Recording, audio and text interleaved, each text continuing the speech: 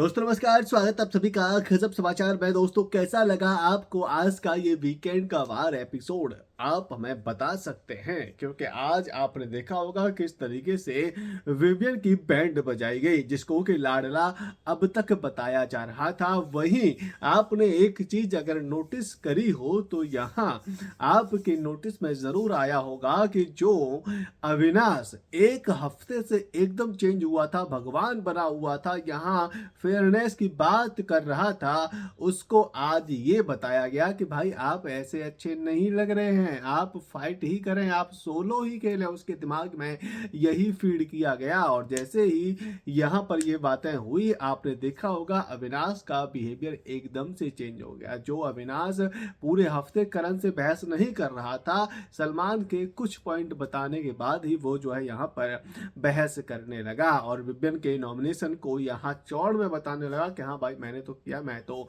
ये कर ही रहा था, तब जबकि यहाँ विपिन से उसने कुछ और बातें कही थी। तो जिस तरीके से यहाँ अब अविनाश को पंप किया गया है, इससे पहले हफ्ते करण को पंप किया गया था। देखना ये होगा कि अविनाश क्या वाकई में अब एक बार फिर से यहाँ सोलो वाली हीरो बन जाएंगे या फिर आप कह सकते हैं कि वही फेक महानता दिखाने की कोशिश कर सकते हैं।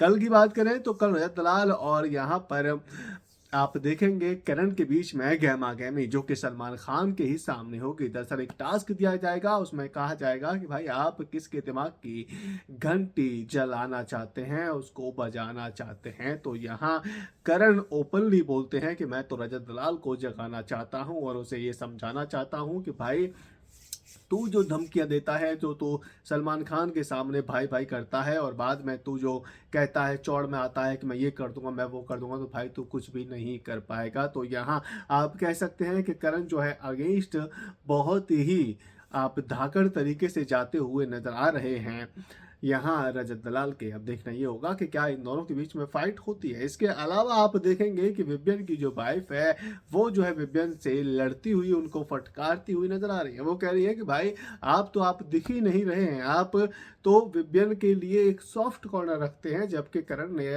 पहले ही बोल दिया है कि भाई मेरा ये कोई दोस्त वोस्त है नहीं। तो इस तरीके से यहाँ कल आने वाला एपिसोड देखने को मिलने वाला है। साथ में रजत दलाल की माता जी आएंगी, वो क्या कहेंगी, क्या वो भी अपने बेटे की तरह कहेंगी कि 14 के 14 आ जाओ, या फिर वो जो है प्यार से बात करेंगी। बहरहाल देखना इंटरेस्टिंग होगा कि आप इस एपिसोड को देखने के लिए इंटरेस्टिंग है या फिर नहीं है। इसके अलावा आज जो प्यार की बात करी गई, वो एग्जैक्ट बात करी गई। दोनों ही यहाँ डिनाइल में जी रहे थे, दोनों ही यहाँ अपनी बातें क्लियरली नहीं कह पा रहे थे।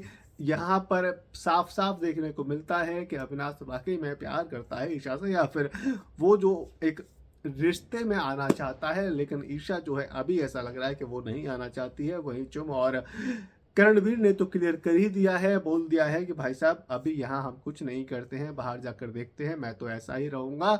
बाकी मेरी वजह से यहाँ दो लड़कियों ने सफर किया है, तो आप एक बार जरूर सोचना उस पॉइंट को, ऐसा मत करना कि भाई मैं तो बह गई, मैं तो यहाँ करण से प्यार करने लग गई हूँ, जो कि कहीं ना कहीं एक जेन्युइन बातचीत सी नजर आई थी। उसके अलावा और ज्यादा बहुत कुछ नजर आया नहीं है। अगर आपको नजर आया है, आपको लगता है कि भाई ये पॉइंट आपने छोड़ दिया, वो पॉइंट बहुत बड़ा था, तो आप हमें कमेंट करके बता सकते हैं। एक पॉइंट जरूर था जहां पर कहा गया है दिग्विजय के बारे में कि भाई वो तो खेल ही नहीं पा रहा है, दबा हुआ सा है, तो वो वाकई में ऐसा ही नजर आ रहा है।